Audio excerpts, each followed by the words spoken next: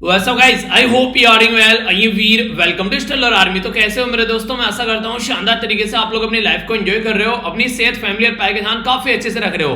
आप लोगों ने कई बार सुना होगा कि खुशी और गम की अपनी चाबी अपने हाथ में होनी चाहिए। अगर ये एक बार इंसान ने अचीव कर लिया तो जिंदगी में कुछ भी अचीव कर सकता है, क्योंकि उसके ऊपर बाहर की चीजों का इंपैक्ट होना बंद हो जाएगा। वो अपने आप से डिसाइड करेगा कब उसको खुश होना है, अपने आप से डिसाइड करेगा कब उसको दुखी होना है। तो इसीलिए यहां पर बड़ी ही शानदार बात ये बोली गई है कि I am in charge of how I feel and today I chose happiness. यानी कि एक तरीके से अगर आप लोग डिसाइड करेंगे आज यार खुश रहना है तो आप लोग खुश रह सकते हैं, अगर आप लोग डिसाइड करेंगे दुखी रहना है तो आप लोग दुखी रह सकते हैं। ये कैसे पॉसिबल हो पाता है? देखिए, जब भी आप लोग के सामने कोई चीज आती है ना, उसको आप लोग किस तरीके से रिएक्ट करते हैं ये उसके ऊपर डिपेंड करता है। कोई भी चीज अगर जिंदगी में हो रही है वो 10% वेटेज रखती है, पर लेकिन 19% जो होती है वो आप लोग की रिएक्शन के ऊपर डिपेंड करता है कि आप लोग किस तरीके से उस चीज के लिए रिएक्ट करते हैं। अगर रिएक्शन अच्छी होगी, पॉजिटिव होगी, तो आप लोगों की खुशी बढ़ेगी। अगर वो नेगेटिव होगी तो आप लोगों का दुख बढ़ेगा। तो इसलिए अपनी रिएक्शन को बड़े ही सोच समझ कर दे किसी भी मुद्दे के ऊपर, वरना आप लोगों की लाइफ पर इसका बहुत बड़ा इंपैक्ट पड़ता हुआ नजर आएगा। तो इसलिए कहते हैं कि दूसरों के पछेड़ों में टांग नहीं अड़ानी चाहिए। आप लोग हमेशा ये सोचिए कि आप लोग किन चीजों की रेस्पॉन्सिबिलिटी ले सकते हैं, क्या ये चीजें सही है जिनकी आप लोग रेस्पॉन्सिबिलिटी ले रहे हैं। अगर आप लोगों ने एक स्टार्टिंग से इसको प्रेफरेंस देना स्टार्ट कर दिया कि अच्छा यार आज ना ऐसा करना है, अपनी जिंदगी को इस तरीके से लेके चलना है, ठीक है, जो भी आप लोगों ने डिसाइड किया उसको देखिए, पूरे दिन में उस काम को कंप्लीट करिए और शाम को जाते जाते अपने आप को एक तरीके से नहीं कहते कि बधाई देकर जाइए, वाह कितने अच्छे से आज तूने पूरे दिन काम किया। तो आप लोग अपने आप को खुश पाएंगे। पर लेकिन अगर शाम को आते आते भले एक काम आप लोगों का नहीं हुआ, आप लोग अपने आप को कोसेंगे कि यार ये भी छूट गया, मतलब 10 काम डिसाइड किए थे, 9 कंप्लीट कर दिए, एक छूट गया, उसी पर कोसे जा रहे हैं। यानी कि 9 काम कंप्लीट हो गए उस पर खुश नहीं है, एक काम छूट गया उस पर दुखी हो रहे हैं। तो ये कहते हैं कि किरे किराए पर गोबर फेर देना, ठीक है। तो ये वाली कंडीशन देखने को मिलेगी। तो अपने आप को अप्रिशिएट करना भी सीखो, तो जिंदगी आप लोगों को बेहतर होती हुई अपने आप नजर आएगी। काफी शानदार आज का यार ये डिस्कशन रहने वाला है, काफी कुछ आप लोगों को जानने को मिलेगा। अच्छे से टकटकी लगाकर लेक्चर को देखिएगा, वीडियो के एंड तक काफी कुछ आप लोग समझते हुए नजर आएंगे। और जो ये लेक्चर होता है यार आप लोगों को हर एक तरीके से फायदा पहुंचाता है। आप लोग एग्जाम में आंसर राइटिंग लिखना चाहते हैं, ऐसे राइटिंग लिखना चाहते हैं, एथिक्स का पेपर देना चाहते हैं, इंटरव्यू देना चाहते हैं, किसी के साथ में डिबेट और डिस्कशन करना चाहते हैं, आप अपनी नॉलेज बढ़ाना चाहते हैं, अपनी पर्सनैलिटी को आप लोग इंप्रूव करना चाहते हैं, ये सारी चीजें आप लोगों को लेक्चर के अंदर देखने को मिल जाती है, क्योंकि ये पूरे न्यूज़पेपर का एक ओवरव्यू होता है और न्यूज़पेपर में ये सारी चीजें नॉर्मली आप लोगों को देखने को मिलती है। जो क्वेश्चन कल पूछे थे उनका आंसर जो है वीडियो के एंड में आप लोगों को मिल ही जाएगा। एक तो क्वेश्चन मैंने यही पूछा था आप लोगों से यहाँ पर कि जो हम लोगों ने बात की थी किसके बारे में, ये बात की थी decade declaration as the UN, यानी कि यूएन के द्वारा जो यहाँ पर अभी सस्टेनेबल एनर्जी को लेकर एक डेकेड, डेकेड का मतलब होता है 10 साल, डिक्लेयर किया गया था, वो कौन सा था, ये आप लोग अटेम्प्ट कीजिए। इसका आंसर वीडियो के एंड में दूंगा। एक और क्वेश्चन है यहाँ पर, ये मैप बेस्ड क्वेश्चन आप लोग यहाँ पर देखें, कई सारी बातें यहाँ पर है जो आप लोगों से मैच करने के लिए आती है।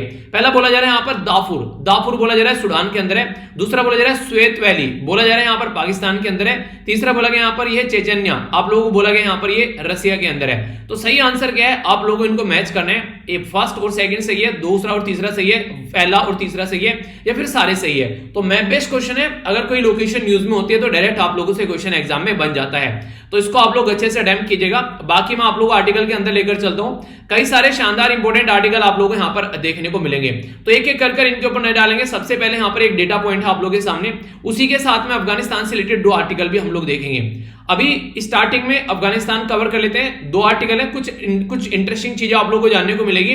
उसको कंपेयर किया गया इंडिया के साथ में भी, उसको कंपेयर करा गया कई सारी और कंट्री के साथ में, तो कई सारे नए नए एंगल आप लोगों को देखने को मिलेंगे। तो इस तरीके से आप लोग समझिएगा एक तरीके से कि जहां जहां पर पहले अंग्रेज हुआ करते थे, अंग्रेजों के द्वारा जो रायता फैलाया गया, यानी कि जो ब्रिटिश एम्पायर हुआ करता था उसने जो रायता फैलाया, उसी तरीके का रायता अभी फिलहाल जो है यूएस से अलग अलग कंट्री में फैलाता हुआ नजर आ रहा है। तो इसको एक तरीके से इनके द्वारा एनालाइज किया गया।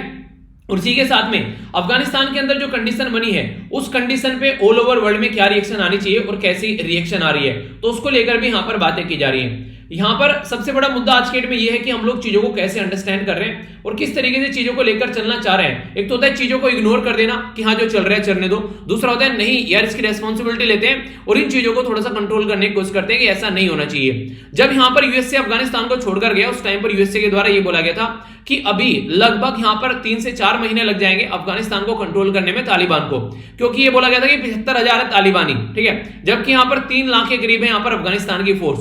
पर लेकिन अफगानिस्तान अफगानिस्तान की फोर्स जो है वो 1 मिनट के अंदर अंदर घुटने टेकती हुई नजर आई तालिबान के सामने, और लोगों ने अपनी जान बचाकर भागने की कोशिश की। बहुत बुरी कंडीशन अफगानिस्तान के अंदर यहां पर देखने को मिली। तो 15 अगस्त के दिन जब काबुल के ऊपर अफगानिस्तान के अंदर यहां पर बेसिकली तालिबान का कंट्रोल हुआ, तो लोगों को यह समझ में नहीं आ रहा था क्या तो क्या किया जाए। तो एक तरीके से यहां पर जैसे ही उनके द्वारा कंट्रोल किया गया काबुल के ऊपर, जो कि कैपिटल है अफगानिस्तान की, अब यहां पर यह था कि अब चीजों को आगे कैसे लेकर चलना है। तो यहां पर बहुत सारी ऐसी चीजें जिसके बारे में हम लोग जानेंगे, कई सारी चीजों को हम लोग समझेंगे। अगर आज की डेट में आप लोग अफगानिस्तान को अंडरस्टैंड करना चाहते हैं तो अफगानिस्तान की आप लोग रैंकिंग देखिएगा अलग अलग एरिया में। प्रेस फ्रीडम के मामले में अफगानिस्तान की रैंकिंग है 175, नीचे से टॉप करता हुआ नजर आएगा हर जगह आप लोगों। पॉलिटिकल राइट के बारे में है 193, ठीक है। Employment to the population ratio में बात करें तो यहां पर है 178। इन्फेंट मोर्टेलिटी के बारे में बात करें तो है 191, ठीक है। इसी के साथ में अंडर 5 मोर्टेलिटी यानी कि जो बच्चों की डेथ होती है उसमें है 191। इसी के साथ में यूथ इन स्कूल, इसमें रैंक है 178। इसी के साथ में सिविल लिबर्टी यानी कि अपनी आजादी से किस तरीके से जिंदगी आप लोग जी सकते हैं, इसमें 193। लाइफ एक्सपेक्टेंसी कितने जिंदा रह सकते हैं लोग, इसमें है यहाँ पर 183। इसी के साथ में बात करें तो आप लोग देखते हैं यहाँ पर कि मैन ईयर ऑफ स्कूलिंग यानी कितने, जो मीन ईयर ऑफ स्कूलिंग यानी कितने लोग जो हैं, खासकर जो बच्चे हैं, खासकर फीमेल यहां पर स्कूल में जा पाती है, वहां पर देखने को मिलेगी रैंक आप लोगों को, ठीक है। तो ये जो रैंक है ये आप लोगों को यहां पर ये बता रही है क्या कंडीशन अफगानिस्तान में आप लोगों को देखने को मिल रही है। तो इससे आप लोग एक अंदाजा लगा सकते हैं। इसी के साथ में पर कैपिटा इनकम कितनी है, मेटर्निटी जो मोर्टेलिटी, जो यहाँ पर मेटरनल मोर्टेलिटी यानी कि एक महिला बच्चे को जन्म देती है तो कितनों की डेथ हो जाती है। तो लेटेस्ट अगर बात करें तो कोविड-19 की वैक्सीन के बारे में भी आप लोगों को देखने को मिले तो अफगानिस्तान की रैंक जो है हर जगह आप लोगों को नीचे से टॉप करती हुई नजर आएगी।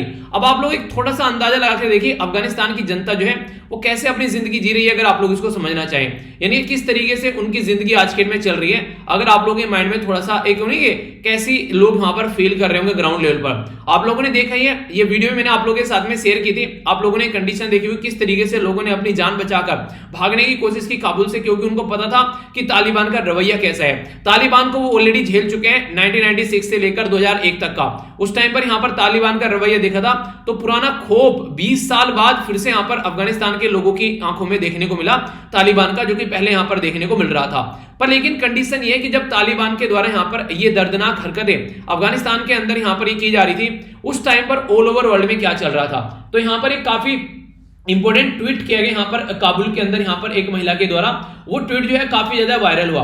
उसमें बोला गया कि डियर वर्ल्ड यानी कि प्यारे, जो एक तरीके से नहीं पूरे ऑल ओवर वर्ल्ड के सिटीजन, तो सबको बोला गया, उनको सबको बोला गया कि आप लोगों का दिल जो है दहल नहीं रहा है अफगानिस्तान के लोगों का खून देखकर। अफगानिस्तान की जो औरतें हैं, अफगानिस्तान के जो बच्चे हैं, जिस तरीके से त्राहिमाम कर रहे हैं, आप लोगों के अंदर इंसानियत खत्म हो गई है क्या? कोई भी सामने नहीं आ रहा है। आज के दिन में अफगानिस्तान में लोग मारे जा रहे हैं, जिस तरीके से बर्बरता पूर्ण यहां पर व्यवहार देखने को मिल रहा है। क्या कोई भी ऐसा नहीं है जो आकर इसके बारे में कुछ बोल सके? कोई ऐसा नहीं है इसके बारे में अगर कुछ बात कर सके? क्या सब यहां पर चुप बैठ गए? तो इस तरीके से बोला गया। जब यहां पर बात आई जो बाइडेन की, जो बाइडेन को आप लोगों को बताइए, जो बाइडेन ने जो स्टेप उठाया वो काफी एक खतरनाक स्टेप था। यहां पर नॉर्मली किसी ने एक्सपेक्ट नहीं किया था कि जो बाइडेन इस तरीके से करेंगे, क्योंकि डोनाल्ड ट्रंप के द्वारा जो माहौल बनाया गया था जो बाइडेन से पहले, जो बाइडेन ने उस माहौल को इंप्लीमेंट कर दिया। इवन बोला तो ये गया था कि 11 सितंबर को छोड़कर जाएंगे, पर लेकिन छोड़कर निकल लिए काफी पहले। अभी मैं आर्टिकल कर रहा हूं आप लोगों से डिस्कस 19 अगस्त में, तो देखिए कई दिन पहले यहां से छोड़कर निकल लिए। तो जिस तरीके से माहौल बनाया गया वो बिल्कुल अनएक्सपेक्टेड था, लोगों ने कभी भी एक्सपेक्टेशन यहां पर नहीं लगाई थी। तो इसकी वजह से यहां पर कंडीशन जो है ग्राउंड लेवल पर काफी ज्यादा खराब देखने को मिली। जब एंट्री की गई थी अफगानिस्तान के अंदर तो पीछे आए थे ओसामा बिन लादेन के कि हाँ ओसामा बिन लादेन को मारेंगे, क्योंकि ओसामा बिन लादेन ने लगभग 3000 के करीब यूएसए के जो नागरिक थे उनको मार डाला था यहां पर बिल्डिंग में से हवाई जहाज को निकालकर। तो 11 सितंबर 2001 का ये दिन था। तो इनको मारने के लिए यहां पर अफगानिस्तान के अंदर एंट्री करी, पर अफगानिस्तान से बचकर ओसामा बिन लादेन जो है वो पाकिस्तान भागे। तो फिर ये पाकिस्तान गए, पाकिस्तान में जाकर ओसामा बिन लादेन को मारा। तो ये तो सही है, चलिए यहां तक का ठीक है। अच्छा, ऑपरेशन का नाम आप लोगों को पता है? ऑपरेशन का नाम सर्च करिएगा, फिर कल डिस्कस करूंगा मैं आप लोगों से कौन सा ऑपरेशन था, वो पूछा जा सकता है क्योंकि काफी ज्यादा न्यूज में चल रही है मुद्दे, इस तरीके से क्वेश्चन बन सकता है। इंपॉर्टेंट बात यहां पर यह कि ये गए तो थे यहां पर मानने ओसामा बिन लादेन को, पर लेकिन इनको अफगानिस्तान की जमीन पसंद आ गई। इनको लगा थोड़ा यहां पर रुकते और मजा करके चलते हैं, और ये मजा इतना ज्यादा बढ़ गया कि इनका 20 साल तक यहां पर ये मजा इनका चलता रहा। और फिर बाद में निकल कर भी आए तो रायता फैलाकर कंडीशन ऐसी की ऐसी आज के डेट में भी आप लोगों को देखने को वहां पर मिलेगी। तो ये जो माहौल यहां पर क्रिएट किया गया कितने हद तक ये सही है? तो इसके ऊपर अगर कोई क्वेश्चन पूछे तो क्या बोला जाएगा? ये बात बोली जा रही है। अफगानिस्तान में जो कंडीशन अभी देखने को मिल रही है बेसिकली एक और इंपॉर्टेंट चीज के साथ में इसको कंपेयर किया जा रहा है। आप लोगों को याद होगा 1947 में अपने देश की कंडीशन कैसी थी। उस टाइम पर जब अंग्रेज छोड़कर गए, उस चीज को कोई भी दर्दनाक हादसे की तरीके से याद नहीं कर रहा है आज के डेट में, वरना कितना दर्दनाक हादसा था जब हमारा देश डिवाइड हो गया वेस्ट पाकिस्तान में और ईस्ट पाकिस्तान में। इसको आगे चलकर आप लोगों ने बांग्लादेश बोल दिया 1971 में, और इसको आप लोग पाकिस्तान बोलने लगे। जो यहां पर आज की डेट में हमारा देश जो था वो यूनाइट है, पर लेकिन उस टाइम पर कितना ज्यादा डिवाइडेड था, अलग अलग हमारे पार्ट हो गए थे कई सारे। कोई भी ऐसा नहीं समझ में आ रहा था कैसे चीजों को लेकर चलना है। लोग जो है अपना भाग रहे थे, घरों को छोड़ छोड़कर जैसे तैसे अपनी जिंदगी को व्यतीत कर रहे थे। ट्रेनें जो है वो लाशों से भरी जा रही थी, लाखों वुमेन के रेप हो गए थे, लोगों को खाना नहीं मिल रहा था, जैसे तैसे लोग अपना गुजर बसर कर रहे थे। तो ये थी उस टाइम पर जिंदगी, पर लेकिन इस चीज को लोग भूल चुके हैं। तो कहने का मतलब ये कि जो वर्ल्ड है यहां पर आज के डेट में, जैसे कि अमीर कंट्री होगी, ब्रिटेन के बारे में अगर आप लोग बात करिए आज के डेट में, उन्होंने भी सेम तरीके से रायता फैलाया था 1947 में। पर हाँ, एक बात अच्छी थी यहां पर कि हमारी कंट्री के लीडर इतना तैयार हो चुके थे कि हाँ वो पावर को थाम सके और चीजें आगे थोड़ा नॉर्मल कर सके, वरना माहौल जो था वो और भी ज्यादा खराब हो जाता। पता चला हमारी कंट्री, अगर सोचिए पाकिस्तान जैसी कंडीशन बन जाती है, अगर पाकिस्तान में क्या हुआ, जैसे ही यहां से जो है ब्रिटेन निकल कर गया, पाकिस्तान में तुरंत मिलिट्री का रूल आ गया। तो ये कंडीशन आप लोग समझ सकते हैं। तो आज की डेट में जिस तरीके से हमारी कंट्री एक डेमोक्रेटिक वे में अपना काम लेकर चल रही है, अगर कोई भी पॉलिटिकल पार्टी आती है तो स्मूथ ट्रांजिशन होता है पावर का। सबसे खतरनाक चीज तो यही होती है, अफ्रीका कॉन्टिनेंट के अंदर अगर आप लोग जाएंगे ना, एक बार अगर कोई पावर में आ गया तो पावर छोड़ने के लिए तैयार ही नहीं है, ऐसी सिचुएशन वहां पर देखने को मिलती है। तो ये काफी ज्यादा जरूरी है कि इन सब सिचुएशन से थोड़ा सा ऊपर उठकर चलकर हमारी कंट्री एक सही पोजीशन पर है कि जो भी पॉलिटिकल पार्टी हार जाती है वो सर झुकाकर अपना एक्सेप्ट करती है उसको हार को, और इसी के साथ में नई पॉलिटिकल पार्टी जो है वो पावर में आ जाती है। पर लेकिन ऐसा नॉर्मल तरीके से दुनिया में आप लोग को नहीं देखने को मिलेगा।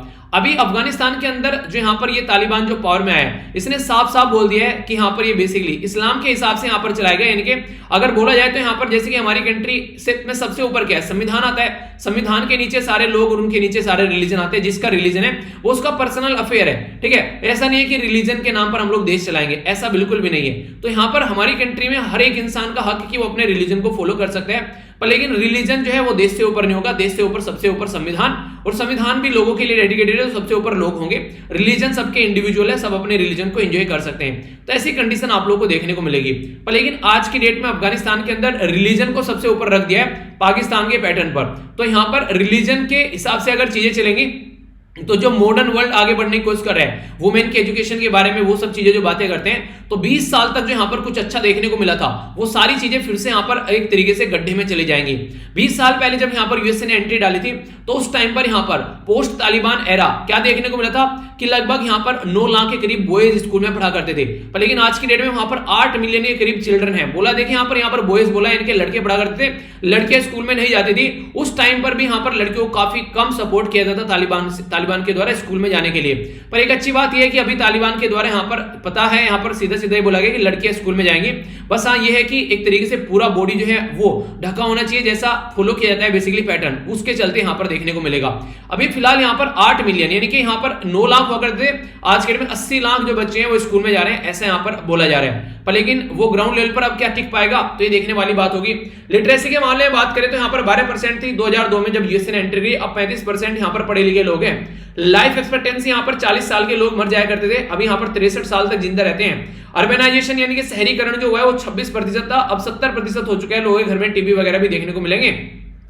320 अगर बात करें माइल्स की रोड थी यहां पर 2002 में, आज के में 10,000 माइल्स की रोड हो चुकी है। इन्फेंट मोर्टेलिटी रेट जो है वो भी आप लोगों को देखने को मिलेगा डाउन आ गए लगभग हाफ के करीब, यानी कि एक तरीके से जो बच्चों की डेथ हो जाती थी पैदा होने के बाद में, वो भी काफी कम अभी हो रही है। तो सिचुएशन जो सुधरी तो है, पर लेकिन ये जो सिचुएशन 20 साल में सुधरी है, अब यहां पर तालिबान उसको किस तरीके से मेंटेन कर पाएगा वो देखने वाली बात है, या फिर से हम लोग वहीं बैक चले जाएंगे जहां से स्टार्ट किया था। तो इस चीज को कैसे लेकर चला जाएगा, तो ये समझने वाली बात यहां पर काफी बड़ा एक मुद्दा आप लोग बोल सकते हैं। इंपॉर्टेंट बात एक और बोली गई है, आज की डेट में अगर आप लोग ऑल ओवर वर्ल्ड में देखेगा, जहां जहां से भी यूएसए निकल कर जा रहा है, जैसे कि यूएसए यहां पर निकल के गया था वियतनाम के अंदर से, तो वियतनाम के अंदर कंडीशन थोड़ी सही थी, तो चीजें जो है वो नॉर्मल होगी, वरना वहां पर भी ऐसे ही कंडीशन देखने को मिली। अफगानिस्तान से निकल कर गया, इसी के साथ में आप लोग देखते हैं सीरिया के अंदर क्या कंडीशन बनी है, इराक के अंदर भी कैसे कैसे चीजें जो संभली आगे चलकर, ठीक है। इसी के साथ में ईरान में भी कुछ ऐसे ही माहौल क्रिएट करने की कोशिश कर रहे थे, वो तो इनके हाथ नहीं आए, ऐसी कंडीशन यहां पर बच गई। यानी कि जहां जहां पर भी जिस तरीके से अंग्रेजों के टाइम पर ब्रिटेन हुआ करता था, जिस देश को भी आजाद करके गया, तो वहां पर कुछ ना कुछ रायता फैला कर गया। अगर इंडिया जो है वो डिवाइड ना होता, आप लोगों को पता है कि यहां पर एक तरीके से ना तो चाइना सामने टिक पाता और ना ही हमारे सामने कोई वेस्टर्न वर्ल्ड टिक पाता। कंडीशन क्या थी? कंडीशन ये थी कि अगर इनको आपस में ही नहीं लड़ा जाएगा तो कैसे चीजें देखने को मिलेगी। दो भाई आप लोगों को आपस में लड़ते हुए नजर आएंगे, तो दो भाई आपस में लड़ रहे हैं और पड़ोसी मजा ले रहे हैं। रीजन क्या है? रीजन सीधे सीधे ये, अगर पड़ोसी इस तरीके से अगर मजा नहीं लेंगे तो काम कैसे चलेगा? अगर लड़ाएंगे नहीं तो फिर एक तरीके से वो प्रोडक्टिव काम करेंगे ना। अगर यहां पर इंडिया और पाकिस्तान के बीच में झड़प ना होती और इंडिया पाकिस्तान आज के डेट में एक ही पार्ट होता तो सोचो कितना प्रोग्रेसिव वे में आगे बढ़ रहे होते। हेल्थ के मामले में, एजुकेशन के मामले में, इनोवेशन के मामले में, हर जगह आप लोगों को चीजें जो है वो अच्छी होती नजर आती। पर लेकिन आज के डेट में आधे से ज्यादा एनर्जी तो एक दूसरे के साथ में लड़ने में ही चली जाती है, तो अच्छे काम कहां से होंगे? तो वो चीजें पॉसिबल नहीं हो पाती है। और ये जानते थे यहाँ पर ब्रिटेन वाले, ऑल ओवर वर्ल्ड में अगर कोई ऐसी हरकतें कोई कर रहा है तो जानता है यहाँ पर कि इस कंट्री को अगर टैकल करना है तो ये सबसे अच्छा तरीका है फूट डालो शासन करो। ये वही नीति है जो यहाँ पर सुभाष चंद्र बोस जी के द्वारा जब लिखा गया था अपना एक पर्टिकुलर एग्जाम जो सीएससी के लिए उस टाइम पर, उसमें लिखा गया था यहाँ पर और उनका सिलेक्शन हुआ था। तो ये कहने का मतलब ये कि उनको भी समझ में आ गया था उस टाइम पर कि सबसे आसान तरीका है अगर जिंदगी में एंजॉय करना है तो फूट डालो और शासन करो।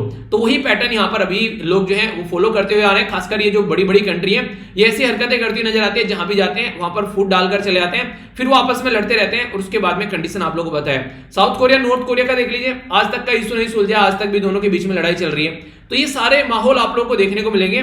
ये कंट्री ये नहीं चाहती कि हमसे ऊपर कोई निकले और इसका सीधा सीधा इरादा तरीका क्या है कि दो लोगों को आपस में लड़ा दो और इससे अच्छी कोई चीजें नहीं देखने को मिलेगी। ठीक है, उससे क्या होगा? ना तो वो हेल्थ पे फोकस दे पाएंगे, ना वो एजुकेशन पर फोकस देकर कर पाएंगे।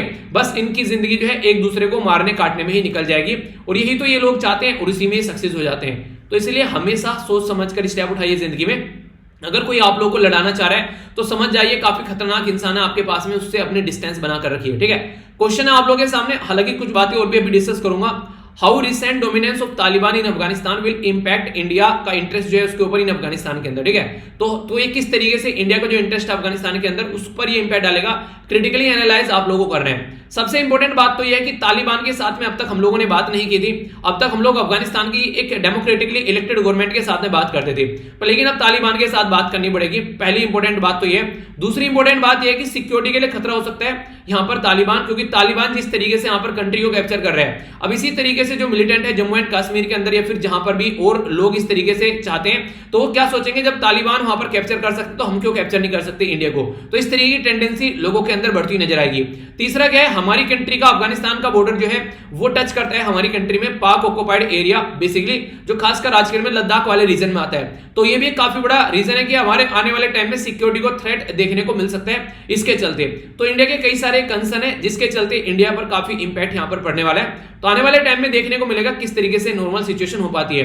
वैसे इंडिया ने काफी अच्छे से कोशिश की थी कि अफगानिस्तान के साथ में कनेक्टिविटी बढ़ाई जाए ईरान के साथ में होते हुए, पर लेकिन वो सारी चीजें अब धरी की धरी रह गई हैं। ठीक है, तो इसके बारे में इंफॉर्मेशन है जिसके बारे में आप लोग आइडिया रखिएगा, जो कि इंपॉर्टेंट क्वेश्चन बन जाए तो कंफ्यूज आप लोगों को नहीं होना है। ठीक है, ये है इसके बारे में बेसिक इंफॉर्मेशन। बाकी जो मैंने आप लोगों को बताया कंपेयर करने के लिए ये सारी चीजें काफी अच्छी हैं। जिस तरीके से पास्ट में चीजें देखने को मिली अभी उसी का पैटर्न आप लोगों को यहां पर नजर आएगा। ठीक है, अभी इसी से मिलता जुलता ये दो आर्टिकल एक जगह कंबाइन थे, इसी से मिलता जुलता एक और आर्टिकल है। ये आर्टिकल क्या कह रहा है कि G7 की मीटिंग बुलाई गई है अभी रिसेंटली कि हाँ कैसे यहां पर माहौल को कंट्रोल करना है, कैसे माहौल को सुधारना है। तो यहां पर G7 कंट्री में कौन कौन आता है तो आप लोगों को पहले तो इसके बारे में पता होना चाहिए। एक एक कर यहां पर समझने की कोशिश करते हैं। ठीक है, आप लोग देख सकते हैं G7, G8 और G20। जब G20 से क्वेश्चन पूछ लिया गया प्रीलिम्स के अंदर में तो G8 और G7 से भी क्वेश्चन बन जाएगा, तो कोई बड़ी बात नहीं होगी। तो इसलिए आप लोगों को इनके मेंबर के बारे में पता होना चाहिए। पहले अगर बात करें G7 के बारे में तो Canada, France, Germany, Italy, UK और यहां पर यूनाइटेड स्टेट ऑफ अमेरिका। एक अकेली लौती कंट्री है यहां पर जो याद रखिएगा एशिया से निकल कर आती है, वो है जापान। ठीक है, बाकी की सारा वेस्टर्न वर्ल्ड आप लोगों को देखने को मिलेगा। नंबर 2 यहां पर रसिया जो है, पहले इसको G8 बोला जाता था G7 को, पर लेकिन जब क्रीमिया वाला इशू आया यानी कि यूक्रेन से क्रीमिया को हथियाया रसिया ने 2014 में, तब से लेकर यहां पर रसिया को बाहर निकाल दिया गया, लात मारकर बाहर भगाया और ये G7 हो गया। तो पहले G8 जो था वो G7 हुआ था। क्वेश्चन आप लोगों से यहां पर ये 2014 में बाहर निकाला, क्या रसिया स्टार्टिंग से ही G7 का पार्ट है? नहीं, बिल्कुल नहीं है, बाद में ज्वाइन किया था। कब ज्वाइन किया था ये क्वेश्चन आप लोगों के लिए, ये आंसर आप लोगों को देना है। ठीक है, कई सारे बच्चे काफी अच्छा आंसर दे रहे हैं, अच्छा लगता है इस तरीके से आप लोग पार्टिसिपेट करते हो। देखिए आंसर जरूर दिया करो। ठीक है, इससे मुझे पता चलता रहता है कि हाँ आप लोग कितना पार्टिसिपेट कर रहे हैं। और जब लेक्चर होता है ना उसमें बटन होता है लाइक का, डिसलाइक का, तो दोनों में से कोई भी आप लोग दबा दो। अगर पसंद नहीं आ रहा है तो डिसलाइक का दबा दो, पसंद आ रहा है तो लाइक का दबा दो। ये एक तरीका फीडबैक होता है कि हाँ लेक्चर पसंद आ रहा है कि आप लोगों को नहीं आ रहा है। 1 सेकंड नहीं लगती है। तो ये काम किया करो, इससे क्या होगा, मुझे पता चलता रहेगा लेक्चर कैसा चल रहा है, आप लोग आंसर दोगे उससे मुझे पता चलता है लेक्चर कैसा चल रहा है, हाँ आप लोग पार्टिसिपेट कर रहे हो। तो ये छोटी छोटी चीजें होती हैं जो आप लोगों को डेली लेक्चर को बनाने में 4 से 5 घंटे अगर लग रहे हैं, इनमें आप लोगों को 4 से 5 सेकंड लगती हैं अगर ये काम आप लोग करोगे। तो इससे क्या होगा, इससे मुझे भी आइडिया लगता रहेगा हाँ इस तरीके की चीजें चल रही हैं, और लोगों को भी काफी ज्यादा फायदा देखने को मिलेगा। जब आप लोग के आंसर वगैरह पढ़ेंगे तो आंसर जरूर दिया करो, और खासकर रेगुलर आंसर दोगे तो आप लोगों की लिखने की प्रैक्टिस हो जाएगी, आप लोग का माइंड सोचेगा तब कुछ लिखेगा, सोचने समझने की भी क्षमता आप लोगों की बढ़ेगी। तो ये चीजें हैं, थोड़ी थोड़ी पार्टिसिपेट जरूर किया करो, ठीक है। तो ये मैंने आप लोगों को यहाँ पर बताया इसके बारे में। तो बताना यहाँ पर कब ज्वाइन किया था इसने। G20 में और कौन है, G8 कंट्री तो हो ही गई, बाकी के 12 कौन बच गए। यहाँ पर आप लोगों को देखने को मिलेगा Argentina, China, Indonesia, south Africa, south Korea, Mexico, European union भी है। यहाँ पर यूरोपियन यूनियन में कितने मेंबर है पता है आज के डेट में, 27 मेंबर है, क्योंकि ब्रिटेन जो है बाहर निकल गया। इसके साथ में हो गया यहाँ पर ऑस्ट्रेलिया, यहाँ हो गया ब्राजील, यहाँ हो गया इंडिया, सऊदी अरेबिया, और ये हो गया तुर्की, ठीक है। तो याद रखिएगा साउथ अफ्रीका, साउथ कोरिया और सऊदी अरेबिया, कंफ्यूज मत हो जाना, तीनों के तीनों इसका पार्ट है, और अपनी कंट्री तो यहाँ पर है ही है। ओके, तो ये हो गया बेसिक इंफॉर्मेशन इसके बारे में। अभी G7 की जो मीटिंग हुई है उसके बारे में थोड़ा बात कर लेते हैं। G7 मीटिंग में इंपॉर्टेंट बात क्या थी, इसको समझने की हम लोग कोशिश करते हैं। ये वैसे तो G7 है, मैंने अभी आप लोगों को बताया, पर लेकिन इसको यहाँ पर D11 भी बोला गया। पहली बार G7 को D11 भी बोला गया। आप लोग बोलेंगे यार ऐसा कैसे हो गया, G7 को D11 कैसे बोल दिया, तो इसके बारे में थोड़ी सी बेसिक इंफॉर्मेशन मैं आप लोगों से डिस्कस कर लेता हूं। D11 इसलिए बोला गया क्योंकि G7 कंट्री तो मैंने आप लोगों को बताई थी, इसमें प्लस 4 कंट्री और जुड़ गई। वो 4 कंट्री कौन सी थी, एक तो थी इंडिया, दूसरी थी ऑस्ट्रेलिया, तीसरी थी साउथ कोरिया, और चौथी थी साउथ अफ्रीका। तो इसलिए यहां पर D11 बोल दिया गया इसको। D का मतलब क्या, यहां पर डेमोक्रेसी, यानी कि 11 डेमोक्रेसी एक साथ में आकर यहां पर चीजों का सॉल्यूशन निकालने की कोशिश कर रही है। तो G7 की जो मीटिंग थी अभी यहां पर 47th मीटिंग हुई थी 2021 में, कहां पर हुई थी, यूके के अंदर हुई थी। तो इनके द्वारा कई इंपॉर्टेंट मुद्दों को लेकर बात की गई थी। तो एक इंपॉर्टेंट मुद्दा जो आप लोगों से पूछा भी जा सकता है वो था यहां पर GMCTR, global minimum corporate tax rate, जिसके बारे में मैंने कई बार डिस्कस किया था। जिस तरीके से आप लोग इनकम टैक्स पे करते हैं, इसी तरीके से जो कंपनी होती है ना, प्राइवेट कंपनी, वो अपना क्या टैक्स पे करती है, वो कॉर्पोरेट टैक्स पे करती हैं। तो कॉर्पोरेट टैक्स जो है ये इनकम टैक्स है यहां पर कंपनी का, ऐसा आप लोग बोल सकते हैं। तो उसको एक ग्लोबल लेवल पर मिनिमम होना चाहिए, यानी कि हर एक कंट्री में इतना कम से कम मिनिमम टैक्स लगना चाहिए, इससे नीचे कोई कंट्री नहीं जानी चाहिए, ताकि ऑल ओवर वर्ल्ड में एक बैलेंस बना रहे। तो इसके ऊपर बात की गई थी इनके द्वारा, और बाकी यहां पर आप लोगों को पता है डेमोक्रेसी 11 बोला, ये गेस्ट कंट्री के तौर पर यहां पर आप लोगों को देखने को मिली। होस्ट किया गया था यूके के द्वारा। G7 जो मीटिंग थी यहां पर लास्ट वाली 2019 में फ्रांस के द्वारा होस्ट की गई थी। यूएसए में 2020 में होने वाली थी, पर लेकिन नहीं हो पाई थी, कैंसिल हो गई थी। इसमें भी हमारी कंट्री के प्राइम मिनिस्टर साहब को चीफ गेस्ट के तौर पर बुलाया गया था। तो ये वो बेसिक क्वेश्चन है जो कि डायरेक्ट एग्जाम में बन जाएंगे, और थोड़े पुराने भी है, जून के महीने के आप लोगों को देखने को मिलेंगे लगभग। तो इसलिए एग्जाम में अगर क्वेश्चन बन जाए तो कंफ्यूज मत होना, क्वेश्चन कहां से आ गया भाई साहब, यहां से आ गया। देखिए अगर आप लोग रेगुलर लेक्चर सुन रहे हैं ना, तो ये फायदा आप लोग को होता है, रिवीजन हो गया पीछे का, अभी यहां पर चीजें आप लोगों को फिर से न्यूज में आ गई। तो अगर 2 वीडियो आप लोग रेगुलर देखकर चल रहे हैं, एक तो नैनो मैगजीन और एक ये वाली वीडियो, तो आप लोग का इतनी बार तो रिवीजन में ही करा दूंगा कि एग्जाम में आधी से चीज तो आप लोगों को वैसे याद रह जाएंगी।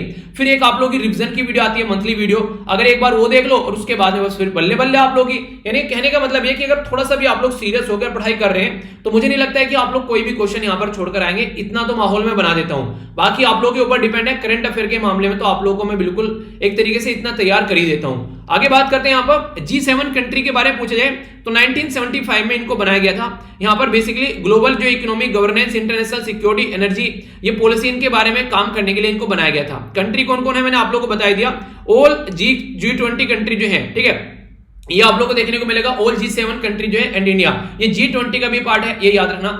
इंटरेस्टिंग क्वेश्चन स्टेटमेंट देकर आप लोगों से पूछा जा सकता है इसके बारे में, ठीक है।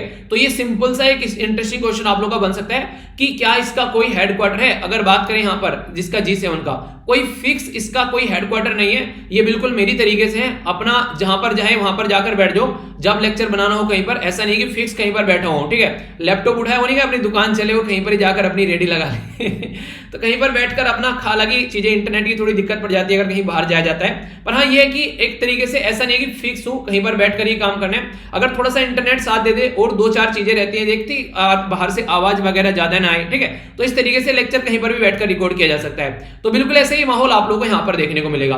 और देखिए माहौल घर में भी ऐसा ही होना चाहिए पढ़ाई का। अगर घर में कुछ मेंबर है, जैसे कि अगर आप लोग बात करें घर में 3-4 मेंबर है, ठीक है, जैसे कि घर में 3-4 मेंबर है और एक तरीके से आप लोग सोचिए कि पढ़ने वाला एक मेंबर है उसमें से, तो पढ़ने वाले मेंबर के लिए थोड़ा सा अगर कहीं पर एक थोड़ा सा सपोर्ट प्रोवाइड करा दीजिए कि हाँ एक बच्चा है घर में पढ़ने वाला, फिर 2 बच्चे हैं, तो उनको पढ़ाई के लिए थोड़ा सा माहौल मिलना चाहिए घर में। ऐसा नहीं होना चाहिए कि पढ़ाई जो है नहीं हो पा रही है, वहां पर दिक्कत हो जा रही है, ठीक है। पता चला कई बार क्या होता है कई सारे ऐसे होते हैं जिनके फादर जो होते हैं एक तरीके से ड्रिंक वगैरह करते हैं, तो घर में पता चला लड़ाई हो रही है, झगड़ा हो रहा है, तो बच्चे के ऊपर काफी बड़ा इंपैक्ट पड़ता है। एक तो कभी बच्चों के सामने लड़ाई नहीं होनी चाहिए, ठीक है, वो इस तरीके से काफी नेगेटिव इंपैक्ट डालते हैं, क्योंकि उनकी अभी जो सोचने समझने की क्षमता है वो इतनी अप टू द मार्क नहीं है कि उनके सामने लड़ा जाए, वो एक तरीके से बहुत ही नेगेटिव इंपैक्ट पड़ जाता है और पूरी जिंदगी उनके दिमाग में वो चीजें बैठी रह जाती है।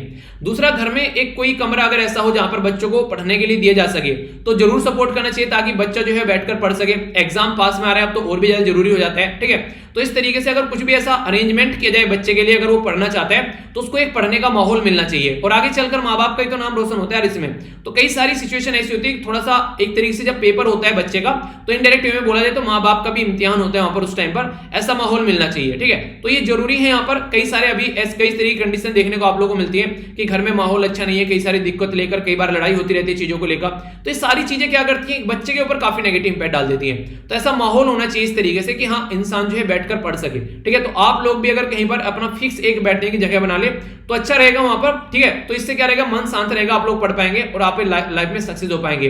वरना बहुत बुरी कंडीशन देखने को मिलती है अगर इंसान जो है लाइफ में जो गोल अचीव करना चाहिए वो गोल अचीव नहीं कर पाता है। तो हमेशा कोशिश करो अपने आप को एक ऐसे पैटर्न में रखो ताकि चीजें जो है ऐसा रहे, और माँ बाप को भी यहाँ पर कहीं ना कहीं एक तरीके से सपोर्ट करना चाहिए, और करते भी हैं मैक्सिमम तो, लेकिन फिर भी अगर थोड़ा सा और अच्छी से चीजें हो जाए तो एक सिलेक्शन के बाद में फिर सारी जिंदगी सेट, ठीक है। आखिर कमा के तो फिर एक तरीके से घर पर ही आना है ना, कमाई तो सारी फिर भी तो इस तरीके से आप लोग समझ सकते हैं। तो इसलिए हमेशा एक अच्छा माहौल मिलना चाहिए पढ़ने के लिए। आगे बात करते हैं तो यहाँ पर कुछ और इंपॉर्टेंट बातें यहाँ पर G7 मीटिंग की लिखने के लिए कुछ आ जाए, इसमें से आप लोगों के लिए डायरेक्ट क्वेश्चन भी बन सकता है। अगर आप लोगों से पूछा जाए यहाँ पर कार्बिस बे डिक्लेरेशन क्या है, आप लोग बताइए क्या बोलोगे, तो इस तरीके से क्वेश्चन आप लोगों से बन सकता है। अगर कुछ लिखने के लिए आ जाता है आप लोगों से ऐसे built back better for the world project, ये क्या है इसके बारे में अगर आप लोगों से पूछे तो इन सब चीजों के बारे में हल्का हल्का सा आइडिया और मैं आप लोगों को दे देता हूं। तो कई सारे क्वेश्चन डायरेक्ट आप लोगों से एग्जाम में बन सकते हैं यहाँ पर, ऑब्जेक्टिव टाइप भी, ठीक है, और पास्ट में कई सारे एग्जाम में पूछे भी गए हैं। सबसे पहले हम लोग बात करते हैं यहाँ पर बेसिकली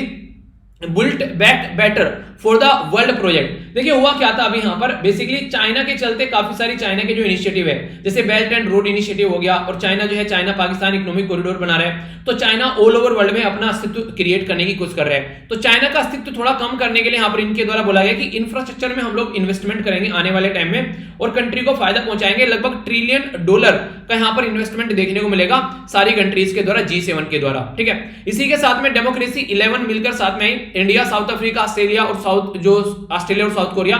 तो ये इंपॉर्टेंट क्वेश्चन बन जाएगा कि डी जो यहाँ पर D11 क्या है यहाँ पर, ये ठीक है। D11 में कौन कौन कंट्री आती है, तो G7 प्लस ये, G7 प्लस ये, G7 प्लस ये, 4 ऑप्शन दे देंगे। आप लोग बोलोगे यार कौन सी थी, पता ही नहीं आ रहा है, ठीक है। तो कंफ्यूज नहीं होना है, पता होना चाहिए। बात करें यहाँ पर कार्बिस डिक्लेरेशन के बारे में, ठीक है।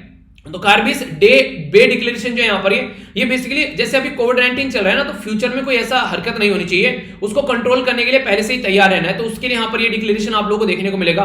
क्लाइमेट चेंज के बारे में बात करें तो यहाँ पर आगे आने वाले टाइम में इनके द्वारा डिसाइड किया गया $100 बिलियन पर ईयर खर्च किए जाएंगे यहाँ पर क्लाइमेट चेंज को कंट्रोल करने के लिए। अभी बोला गया है कि यहाँ पर जो बायोडायवर्सिटी लॉस हो रहा है, तो जो इन्वायरमेंट पर इंपैक्ट पड़ रहा है, उसको उल्टा किया जाएगा 2030 में, चीजों को कंट्रोल किया जाएगा।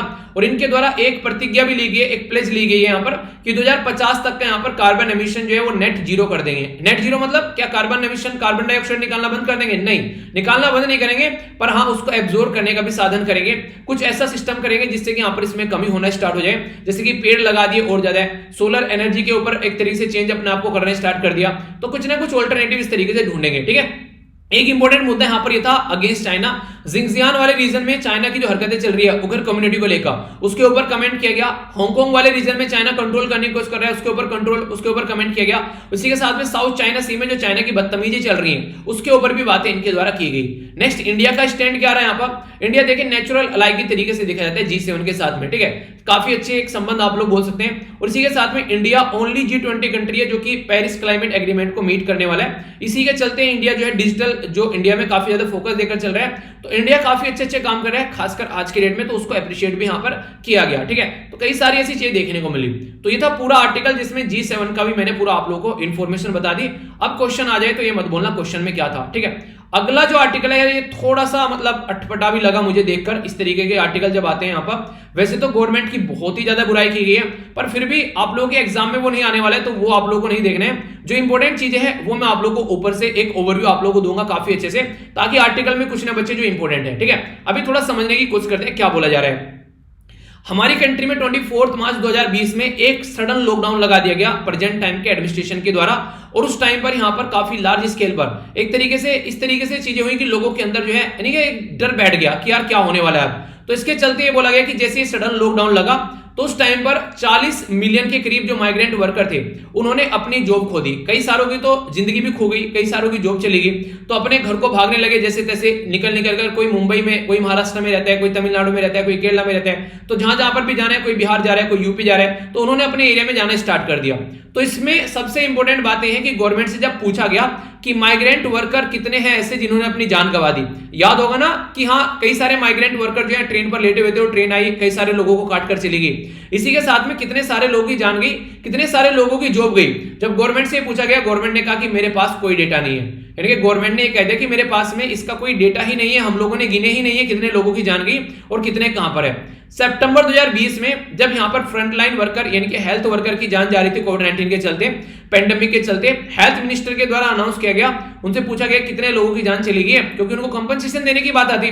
तो गवर्नमेंट ने कह दिया हमारे पास में कोई डेटा ही नहीं है, फिर से कोई डेटा नहीं है। चलिए आगे चलते हैं। गवर्नमेंट ने पार्लियामेंट के अंदर ये बताया मॉनसून सेशन के अंदर कि जो मैनुअल स्कैवेंजिंग है, यानी कि जो गटर के अंदर जाकर लोग जो है उसको साफ करते हैं गटर को, उसमें कितने सारे लोगों की जान जाती है। तो गवर्नमेंट ने फिर से कह दिया कि हमारे पास में कोई डेटा ही नहीं है। आगे चलते हैं, तारीख पे तारीख चल रही है ना। लैक ऑफ ऑक्सीजन की वजह से कितने सारे लोगों की जान गई सेकंड वेव में। गवर्नमेंट ने फिर से बोल दिया हमारे पास में कोई डेटा ही नहीं है। इवन यहां तक बोल दिया कि ऑक्सीजन की कमी नहीं थी, ये भी बोल दिया, जो कि बाद में पता चला फिर एक्सेप्ट किया कि नहीं ऐसा नहीं था। ठीक है, तो आप लोग समझ सकते हैं कंडीशन। आगे चलते हैं, चलिए फार्मर प्रोटेस्ट चल रहा है यहां पर, आप लोगों ने देखा होगा, पर लेकिन कभी कितने सारे फार्मर की जान गई के टाइम पर उसके बारे में डेटा सामने निकल कर आया? नहीं निकल कर आया। तो उसके ऊपर भी यहां पर गवर्नमेंट ने बोल दिया कोई डेटा नहीं है। इवन फार्मर सुसाइड कर रहे हैं सूखे की वजह से, उनकी खेती का प्राइस उनको सही से नहीं मिल रहा है, उसका डेटा भी प्रस्तुत करना बंद किया जा चुका है हमारे देश में, क्योंकि लोगों को पता ही नहीं रहेगा अगर दिक्कत कहां पर है। तो फिर क्या, फिर तो कोई एक प्रोटेस्ट ही नहीं करेगा, लोग सामने निकल के नहीं आएगा। जब लोगों को पता ही नहीं है कि कौन मर रहा है कौन जी रहा है, जब पता चलेगा यार इतने मर गए इतने जी गए, तभी तो लोग चिंता में आएंगे।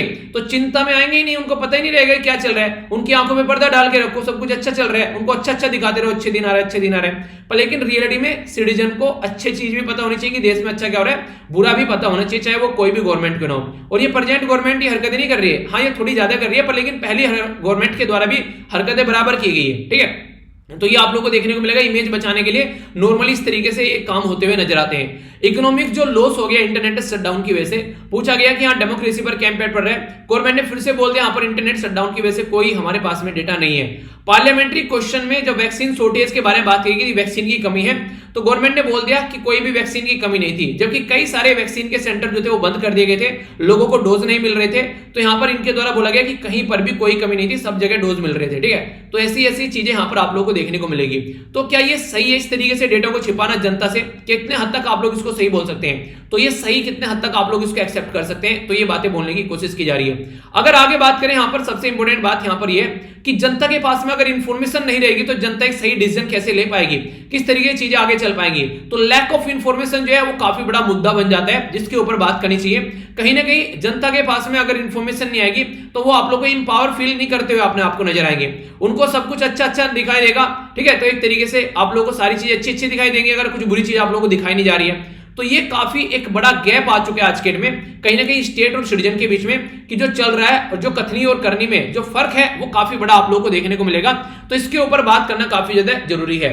Largest ever technology driven structure के बारे में अगर आप लोग बात करते हैं, तो आधार कार्ड के लिए इतना सारा डेटा इकट्ठा किया गया हमारे देश में। ठीक है, अगर बात करें तो किस किस के पास में यहां पर राशन कार्ड पहुंच रहा है, वो सारा डेटा आप लोगों ने इकट्ठा कर लिया जरा सी देर में। हमारे देश का एक्सपोर्ट कहां कहां पर कितना जा रहा है, वो सारी चीजें, जो अच्छी अच्छी चीजें ना, हम जो अच्छा अच्छा काम कर रहे हैं, इतना एक्सपोर्ट कर दिया हम लोगों ने, हमारी पैदावार इतनी बढ़ गई, ये सारी चीजें ऐसे ऐसे अच्छी हो रही हैं, डिजिटल टेक्नोलॉजी में हम लोग यहां पहुंच गए।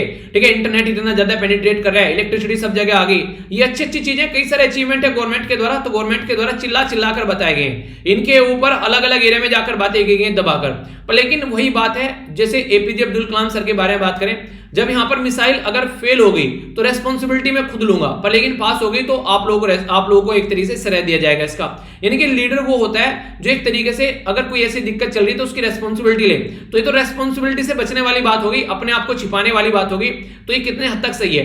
आज की डेट में अगर किसी को राशन कार्ड चाहिए तो आधार कार्ड के बिना नहीं मिलेगा, भले ही भूखा मर जाए। वो तो आप लोगों ने कनेक्ट कर दिया क्योंकि वहां पर पैसा बच रहा था। तो ये सारी चीजें आप लोगों को अंडरस्टैंड करनी पड़ेगी। यहां पैसा देने की बात आती है, कोविड-19 में कितने लोगों की जान जा रही है, कहीं जा रही है, वहां पर कहीं जा रही है 5,000 की, कहीं 6,000 की, बताए कितनी जा रही है कि 50 की गई है, कहीं बताई जा रही है 60 की गई है। क्यों? क्योंकि लोगों को कंपनसेशन भी देना पड़ सकता है ना आगे चलकर। तो अगर डेटा ही नहीं रहेगा तो कंपनसेशन किसके बाद में जाएगा?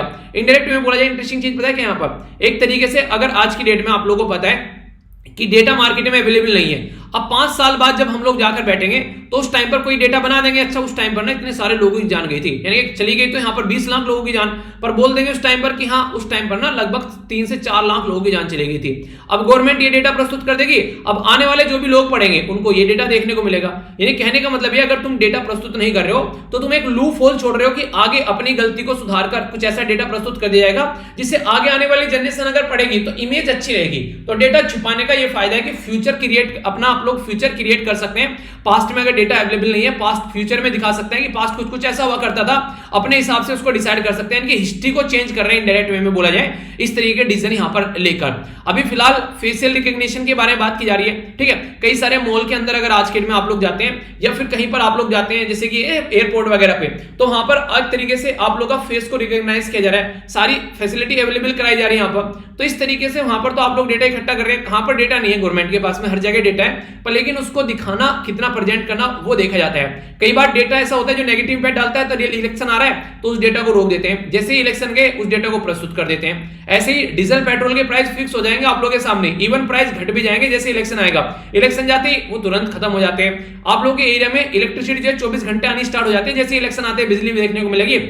लोगों को भी रहता है कि इलेक्शन चल रहा है अब बिजली नहीं जाएगी, ठीक है। ये कितनी घटिया हरकत है ना एक तरीके से, अगर आप लोग देखिए इसको, मतलब देश के सिटीजन ये सारी चीज समझते हैं, उसके बाद भी यहाँ पर वो इस तरीके से मतलब अंधाधुंध होकर जाकर वोट डालते हैं और फिर पूरे 5 साल गाली देते हैं कि गवर्नमेंट गंदी है, गवर्नमेंट गंदी है। यार आप लोग अपने आप को गाली दे रहे हो अगर ऐसी हरकतें कर रहे हो, क्योंकि आप लोगों ने वोट दी थी इनडायरेक्ट वे में, तो आपको अपनी तरफ को उंगली उठा रहे हैं ना। वो नहीं कहते किसी की तरफ को एक उंगली अगर आप लोग करते हो तो भाई साहब 3 उंगली आपकी तरफ को भी हो रही है, तो वो वाली चीजें तो आप लोगों के द्वारा तो बैठाया गया उनको। अगर आप लोगों को लगता था कि गलत है तो फिर क्यों वोट दी उनको? तो फिर कुछ ऐसे लोग हैं वोट देने नहीं जाते, फिर चिल्लाते रहते हैं यार ये हो गया ये हो गया। अब वोट देने जाओ ना, अपनी वोट की पावर दे रखी है, दिखाओ। फिर अगर वोट भी डालने नहीं जाओगे तो आपको हक भी नहीं है कोई इस तरीके से चीजों को क्रिटिसाइज करने का, तो ये भी कंडीशन देखने को मिलेगी। तो इस तरीके से डेटा अभी देखने को मिलेगा। जैसे यहाँ पर जैसे पेगासस वायरस के बारे में बात करें, किन किन लोगों को यहाँ पर अभी उनके ऊपर पेगासस वायरस यूज किया गया उसके बारे में कोई डेटा नहीं है। तो कई सारी चीजें ऐसी आप लोग को देखने को मिलेगी। तो सिटीजन जो है, अगर आप लोग को इफेक्टिवली चाहते हैं, सिटीजन के पास में अगर डेटा रहे तो ही चीजें जो है नॉर्मल हो पाएगी। राइट टू इन्फॉर्मेशन एक्ट तो है ना हमारी कंट्री में, उसका भी यूज नहीं किया जा रहा ढंग से, वहां पर भी चीजें आप लोग कई सारी दिक्कत में देखने को मिलेगी। देखिए है तो चीजें, पर लेकिन जनता तक पहुंच नहीं रही है, तो उसकी वजह से यहाँ पर ये सारी प्रॉब्लम आप लोगों के सामने निकल कर आती है। तो इन मुद्दों पर बात होनी चाहिए, इन मुद्दों को इंप्लीमेंट कर आगे बढ़ना चाहिए, ठीक है। तो इंपॉर्टेंट आर्टिकल थे यहाँ पर जिसके बारे में आप लोग आइडिया रखिएगा, कई बार क्वेश्चन आप लोगों से एग्जाम में बन सकते हैं, ठीक है। एक कल का आर्टिकल रह गया था, उसके बारे में मैं आप लोगों से डिस्कस करूंगा। काफी इंपॉर्टेंट आर्टिकल आप लोग इसको बोल सकते हैं, क्वेश्चन एग्जाम में बन सकता है। जिस तरीके से खासकर अगर आप लोग किसान के बच्चे हैं तो आप लोगों से यहाँ पर भी क्वेश्चन पूछे जा सकते हैं, तो थोड़ा सा ध्यान से सुनिएगा। देखिए होता क्या है, नॉर्मली कई बार हम लोग क्या करते हैं, हम लोग चीजों को इग्नोर कर देते हैं, पर लेकिन उनसे भी क्वेश्चन बन जाते हैं। अगर आप लोग देखिए, आप लोग सोचेंगे यार इससे क्या क्वेश्चन पूछेंगे, ठीक है। आप लोगों से पूछा जाएगा हमारी कंट्री में जानवर तो दुनिया में सबसे ज्यादा है, पर दूध जो है हमारी कंट्री में हम लोग इतना नहीं पी पाते, इतना नहीं निकाल पाते जितना होना चाहिए। हम ये इसकी क्या रीजन है, अगर आप लोगों से कोई पूछने लगे तो उसी के बारे में यहाँ पर ये आर्टिकल कुछ डेटा प्रस्तुत कर रहे हैं। तो ध्यान से सुनिएगा, कई सारी बातें आप लोग को जानने को मिलेगी। एक आंसर राइटिंग के लिए भी क्वेश्चन अगर बन जाए तो उसमें भी आप लोगों को, और आंसर राइटिंग इंटरव्यू या कहीं पर भी पूछे तो हल्का सा आइडिया रहेगा। सबसे बड़ी बात क्या की जा रही है, हमारी कंट्री में जो किसान है आज के डेट में, देखिए उनके पास में अगर खेती नहीं हो रही है खेतों में, तो उनके जो जानवर होते हैं वो ऑल्टरनेटिव होते हैं। आप लोगों को याद होगा जब हमारी भैंस की डेथ हुई थी, मैंने आप लोगों के साथ में पिक्चर भी शेयर की थी नैनो मैगजीन के अंदर, मैंने थोड़ा सा आप लोगों को आइडिया भी दिया था उस टाइम पर। तो क्या कंडीशन बन जाती है, किसान का अगर कोई है, बेसिकली किसान है कोई, तो आप लोगों को ये देखने को मिलेगा, इंसान जो है अगर कोई किसान, अगर किसान का जो जानवर अगर उसकी डेथ हो रही है तो इनडायरेक्ट वे में ऐसा लगता है घर का एक मेंबर चला गया, ठीक है। इस तरीके से आप लोगों को चीजें देखने को मिलेगी। ये किसान ही समझ सकता है, कई सारे लोगों को ये चीजें फील नहीं होगी, पर लेकिन हाँ अगर कोई किसान होगा तो वो सारी ये चीजें समझेगा कि किसान के लिए जानवर जो है वो क्या रहते हैं। तो यहाँ पर कई बार क्या होता है कि किसान जो है आज की डेट में, मान लीजिए कोई सिटी में अगर रह रहा है, जैसे किसी के पास में जानवर है, ठीक है, उसमें आप लोगों को देखने को मिलेगा उसको क्वालिटी ऑफ फोडर नहीं मिल पाता है, यानी कि उनको जो जानवरों को चारा डाला जाता है वो यहां पर देखने को मिलता है। कई जगह तो आप लोगों को चारा अच्छा खासा देखने को मिलेगा, सही तरीके की चीजें देखने को मिलेगी, ठीक है, पर लेकिन यहां पर कई जगह आप लोगों को देखने को मिलेगा चीजें जो है ढंग से नहीं है। तो जब चारा ढंग से नहीं मिल पाएगा तो आप लोग ये बताइए कैसे वो ढंग से दूध दे पाएंगे। यानी कि हमारी कंट्री में एक अच्छा खासा जो क्वालिटी फोडर यहां पर खासकर नहीं मिल पाता है जो यहां पर जानवर है, तो ये काफी बड़ी बात आप लोगों को देखने को मिलेगी। Indian grassland and fodder research institute के द्वारा यहां पर अभी ऑब्जर्व किया गया कि 100 किलोग्राम फीड की रिक्वायरमेंट होती है, पर लेकिन यहां पर ड्राई फीड मिलता है 23 किलोग्राम, 11 ग्रीन मिलता है और 28 यहां पर एक कॉन्सेंट्रेटेड, जैसे जी खल बिनोले वगैरह वो डाल देते हैं नहीं भैंस को कि दूध ज्यादा देगी, वो वाला जितना मिलना चाहिए उसमें सब में आप लोग कटौती देखने को मिलेगी। बहुत कम घर ऐसे होते हैं जहां पर एक तरीके से अच्छे को जानवर से अच्छे को रख पाते हैं, यानी कि उनकी रिक्वायरमेंट की पूर्ति नहीं हो पाती क्योंकि खुद इंसान जो है वो अपनी पूर्ति नहीं कर पाते हैं। मैक्सिमम लोग तो आज के डेट में इसलिए भी रखने लगे हैं क्योंकि ऑल्टरनेटिव रेवेन्यू सोर्स हो गया है, दूध निकालेंगे दूध को बेचेंगे तो कुछ इस तरीके का फंडा आप लोगों को देखने को मिलेगा, पर लेकिन उसके लिए उनको खिलाना पिलाना ही पड़ेगा ना, तब जाके चीजें यहां पर हो पाएंगी, ठीक है। तो इस तरीके से आप लोग अंडरस्टैंड कर सकते हैं। आप लोगों ने देखा होगा जब अगर कोई एक औरत है बच्चे को जन्म देती है तो ये बोला जाता है कि जैसे बच्चे को जन्म दिया गया उसकी सेहत का ध्यान रखा जाता है, ठीक है, उसको खिलाओ पिलाओ खूब अच्छे से ताकि बच्चे को भी अच्छे से दूध मिल सके, ठीक है। अगर एक तरीके से मां जो है बच्चे को दूध ही नहीं पिला पाएगी तो फिर बच्चे के ऊपर काफी ज्यादा इसका इंपैक्ट देखने को मिलेगा। तो हम लोग यहां पर इस तरीके से यहां पर दूध तो पर तभी आएगा ना जब अच्छे से सेहत का ध्यान रखा जाएगा। तो इसी तरीके से आप लोग यहां पर जानवरों में देख सकते हैं, तो यहां पर उनका ध्यान रखना ज्यादा जरूरी है अगर आप लोगों को एक तरीके दूध चाहिए तो। अभी यहां पर बात करें कई सारी बातें और आप लोगों को देखने को मिलेगी। मिल्क प्रोडक्टिविटी के मामले में हमारी कंट्री जो है वो 20 से लेके 60% तक कम है यहां पर बेसिकली ग्लोबल एवरेज अगर निकालेंगे, यानी कि जानवर तो हमारे देश में सबसे ज्यादा ऑल ओवर वर्ल्ड में, पर लेकिन दूध के बारे में जब आप लोग बात करेंगे हमारी कंट्री में काफी कम देखने को मिलेगा। इसके पीछे रीजन क्या है, ये तो मेन रीजन तो ये बताया गया फोडर का जो आप लोग को देखने को मिलेगा, खाना जो खासकर जानवरों को मिलना चाहिए वो अप टू द मार्क नहीं मिल पाता है। इनपुट कॉस्ट जो है यहाँ पर काफी बड़ा रोल प्ले करती है यहाँ पर, ठीक है। एक तरीके से 60 से 70% जो मिल्क प्रोडक्शन कॉस्ट का तो इनपुट कॉस्ट ही बढ़ जाती है, यानी कि उनको खल खिलाना है, बिनोले खिलाने हैं, ठीक है, उनको अच्छा चारा खिलाना है। तो कई सारे लोगों को ये लगता है कि जितना दूध आप लोग यहाँ पर पी रहे हो निकाल रहे हो उतना तो यहाँ पर इतना खर्चा इसी में आ जाता है, तो इनपुट कॉस्ट बढ़ रही है। जो बोरी नहीं आती, खल की बोरी आती है, बिनोलों की बोरी आती है, चाहिए चना आटा जो डाला जाता है जानवरों को, उनका कॉस्ट ही इतना पड़ जाता है, लगभग 60 से 70% जितने का दूध है उतना तो उनका कॉस्ट पड़ जाता है। तो ये कई सारी दिक्कतें यहां पर देखने को मिलती हैं। तो इनके ऊपर बात की जा रही है कि किसान जो है वो कई सारी प्रॉब्लम फेस कर रहे हैं, तो इन चीजों को भी हम लोग को ध्यान रखकर चलना चाहिए, तभी तो यहां पर इंसान जो है वो यहां पर चीजों को अंडरस्टैंड कर पाएगा, पर लेकिन ये चीजें देखने को नहीं मिलती हैं। आगे अगर बात करें कई सारे मिशन भी हमारी कंट्री में लाए गए, ठीक है, तो बात की जा रही है यहाँ पर सब मिशन ऑन फोडर और जो फीड रेट जो यहाँ पर अभी रिसेंटली अनाउंस किया गया गवर्नमेंट के द्वारा, उसमें लाइव स्टॉक के लिए यहाँ पर कैश इनकम की बात की गई, ठीक है। यहाँ पर एक तरीके से आप लोग बोल सकते हैं कि गवर्नमेंट अगर यहाँ पर ढंग से काम नहीं कर रही है तो यहाँ पर जो फार्मर है उनके लिए तो काफी ज्यादा जरूरी हो जाता है यहाँ पर। तो लाइव स्टॉक जो है मेजर कैश इनकम हो जाता है किसानों के लिए, खासकर जो मार्जिनल किसान है जिनके पास में खेती अच्छी नहीं है। ये तो एक ऐसा है जैसे मान लीजिए कोई किसान है उसने खेतों में लगा दी कोई पर्टिकुलर, मान लीजिए कोई दाल लगा दी, ठीक है, और यहाँ पर आ गई बाढ़, पूरी दाल बह गई, अब उसकी जिंदगी कैसे चलेगी, वो तो उसी के ऊपर डिपेंडेंट था। पर एक ऑल्टरनेटिव इंश्योरेंस हो जाता है, अगर उसके पास में क्रॉप फेलियर हो गया है तो उसके पास में जानवर है दूध बेचकर भी काम चला लेगा, तो एक ऑल्टरनेटिव इस तरीके से यहाँ पर देखा जाता है। पर लेकिन lack of good quality feed या फोडर, यानी कि खाना अच्छे से नहीं मिल पा रहा है, कैटल को उतनी प्रोडक्टिविटी देखने को नहीं मिलती है। और अगर बात करें 200 मिलियन के करीब जो इंडियन है आज के में, वो डेयरी और जो लाइव स्टॉक फार्मिंग के अंदर इंक्लूडेड है, यानी कि हमारे देश में काफी लार्ज स्केल पर लोग जो हैं वो डेयरी का काम करते हैं, दूध निकालना बेचना। तो लगभग 200 मिलियन के करीब लोग जो हैं डायरेक्ट और इनडायरेक्ट वे में इसके साथ में कनेक्ट हो चुके हैं आज के डेट में। तो ये काफी लार्ज स्केल पर पुअर्टी एलिवेशन यानी कि गरीबी को खत्म करने का भी काम कर रहे हैं। तो इसलिए इस प्रोग्राम के ऊपर गवर्नमेंट को फोकस देकर चलना चाहिए, क्योंकि गांव वाले एरिया में काफी ज्यादा फायदे से देखने को मिलेगा। नेशनल लाइव स्टॉक मिशन जो था वो लॉन्च किया गया 2014 में, तो ये भी आप लोग देखते हैं। इसके चलते यहां पर फोकस किया गया कि कैसे कैसे यहां पर एक तरीके से प्रोड्यूस करना है फोडर। नॉन फॉरेस्ट वेस्टलैंड होते हैं, ग्रासलैंड होते हैं, कल्टीवेटेड जो कोरस ग्रेन होते हैं, तो इसके चलते किसानों को सपोर्ट करना चाहिए इन सारे एरिया के अंदर में। आप लोग ये सोचे आज की डेट में अगर कहीं पर भी आप लोग एक तरीके से कहीं पर भी आप लोग अगर किसान है आज के डेट में, ठीक है, आप लोगों ने फिर देखा होगा तो नॉर्मली जैसे कि हरा जो घास आता है उसका कुछ टाइम पीरियड रहता है, उसके बाद में फिर उनको भूसा खाना पड़ता है। तो यहाँ पर कई सारे तरीके हैं जिसके ऊपर काम किया जा सकता है। जैसे आप लोग आंवला खाते हैं, आप लोग आंवला 12 महीने तो देखने को नहीं मिलेगा, तो आंवला आप लोग को कुछ महीने देखने को मिलेगा, पर लेकिन 12 महीने यूज करें तो क्या करें, तो आंवला कैंडी लेकर आ जाते हैं, आंवले का मुरब्बा आप लोग लेकर आ जाते हैं, आंवले का अचार आप लोग डाल लेते हैं, तो ये ऑल्टरनेटिव तरीके हो जाते हैं। इसी तरीके से ग्रीन अगर घास है उसको कन्वर्ट किया जाता है यहाँ पर सैलेज के अंदर, ताकि यहाँ पर ये कंटिन्यूअसली अवेलेबल रहे, तो इसी को यहाँ पर बेसिकली बोला जाता है। तो इसमें भी अलग अलग हम लोग क्रिएटिविटी लगा सकते हैं, एक सप्लाई चेन प्रोवाइड करा सकते हैं ताकि यहाँ पर जानवरों को खाना मिलता रहे टाइम पर, तो ये भी काफी इंपॉर्टेंट मुद्दा यहाँ पर हो जाएगा। एक तरीके से अवेलेबल रहेगा गुड क्वालिटी ऑफ फोल्डर यहाँ पर, जो कि यहाँ पर अवेलेबल कराना चाहिए। तो ये काम कैसे करेगा यहाँ पर, जैसे कि जो यहाँ पर ये हमारी कंट्री में जो मिशन स्टार्ट किया गया ना कि एक तरीके से नेशनल लाइव स्टॉक मिशन, तो उसमें इन सब चीजों के बारे में बात की गई, तो इनके ऊपर हम लोग काम कर सकते हैं, कहीं ना कहीं इसको हम लोग लेकर आ सकते हैं, एक वैल्यू चेन क्रिएट कर सकते हैं किसानों की हेल्प करने के लिए।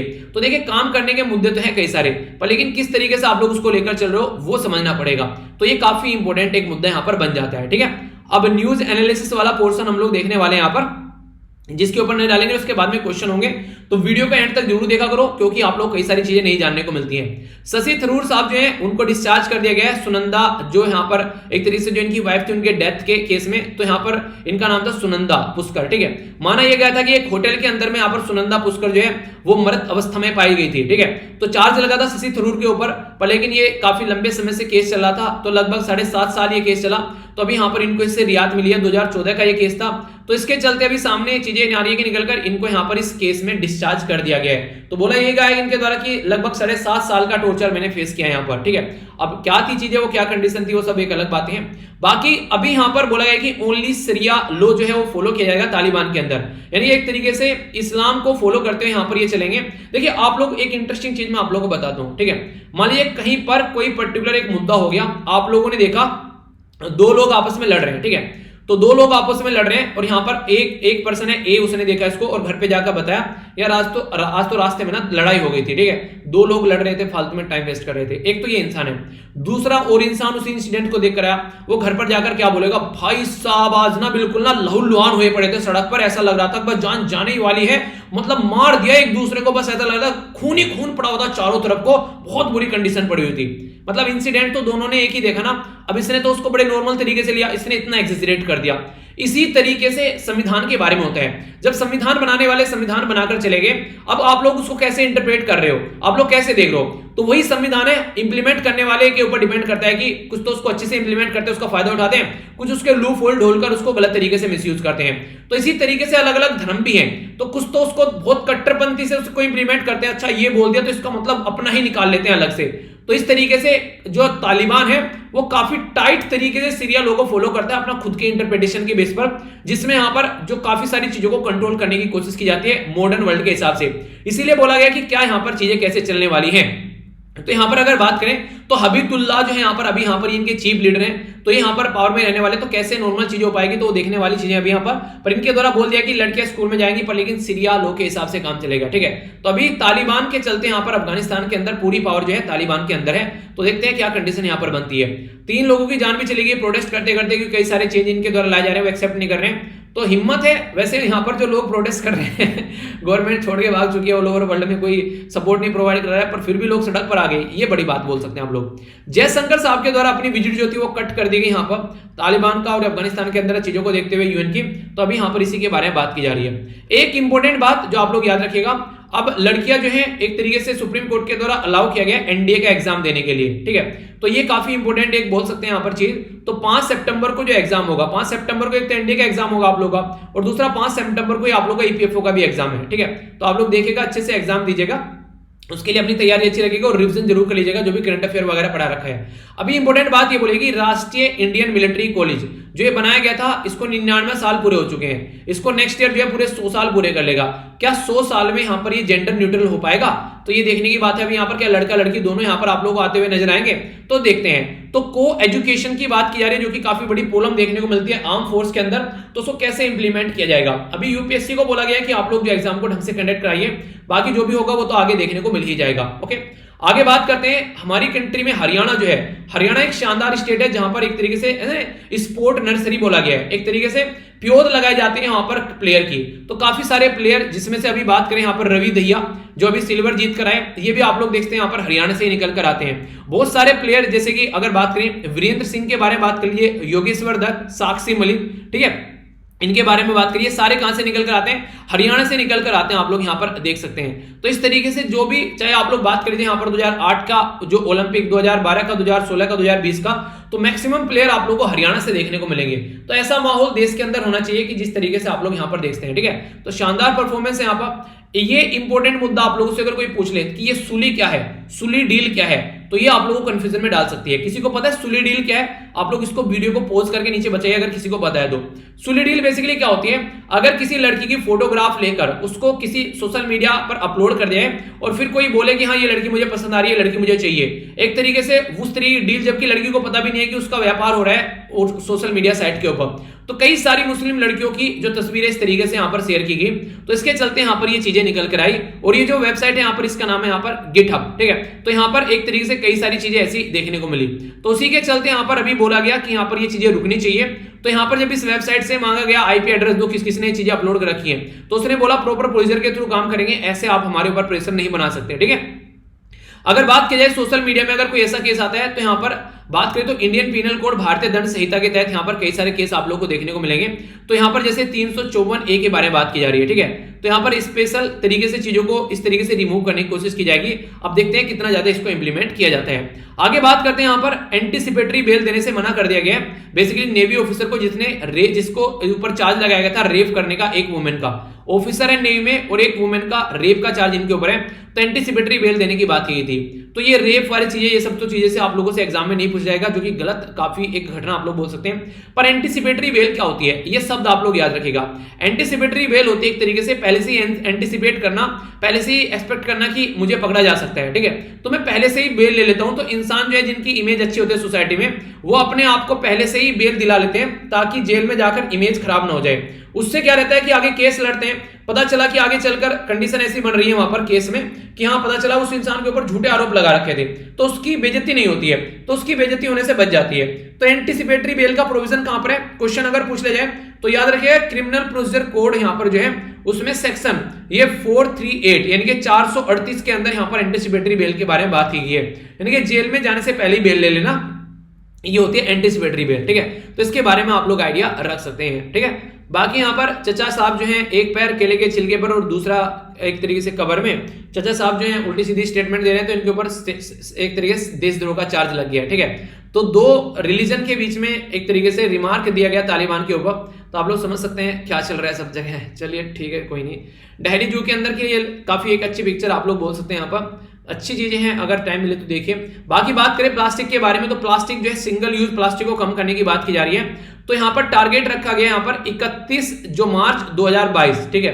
तो ये टारगेट है यहां पर ताकि हम लोग सेग्रीगेट कर सकें, रिसाइकल कर सकें, कलेक्ट कर सकें, ताकि प्लास्टिक जो है वो कम हो सके। तो आप भी अपना रोल प्ले कर सकते हैं। 2018 में वर्ल्ड इन्वायरमेंट डे की थीम क्या थी, ये आप लोग को बताना है, मैंने अभी 2 दिन पहले भी डिस्कस की थी, ठीक है।